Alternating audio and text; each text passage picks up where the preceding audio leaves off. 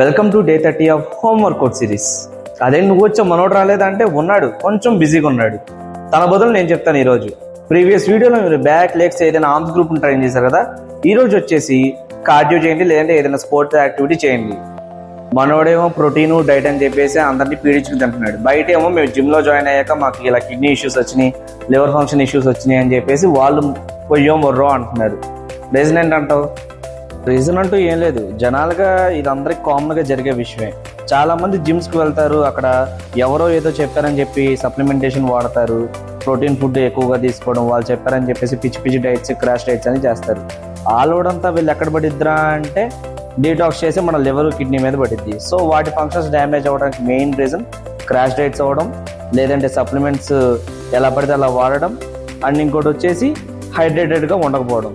ఈ మెయిన్ వీటి వల్లే వాళ్ళు ఈ లివర్ ఫంక్షన్, కిడ్నీ ఫంక్షన్ అనేది కోల్పోతారు.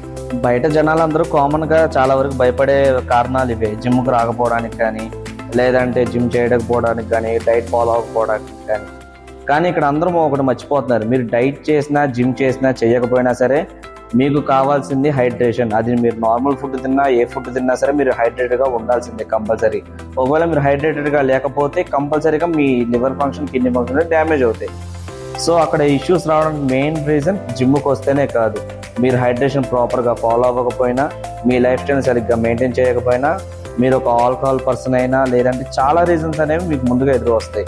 ఇదంతా బాగానే ఉందన్న విషయంలో కొత్తగా ఒకటి ఎంటర్ అవుతాడు, డీటాక్స్ వాటర్ అని చెప్పేసి. చాలా మంది ఏం చెప్తారంటే డీటాక్స్ వాటర్ తాగండి మీకు సెటిల్ అయిపోతుందంట. అసలు డీటాక్స్ వాటర్ అనేది పనికిరాదు, అది యూజ్ అవ్వదు.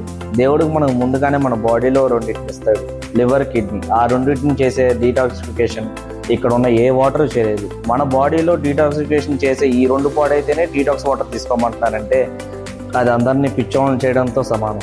మరి చాలా మంది డీటాక్స్ వాటర్ సజెస్ట్ చేస్తారు కదా, ఎందుకు? అప్పుడేనా నెక్స్ట్ వీడియోలో చెప్తా.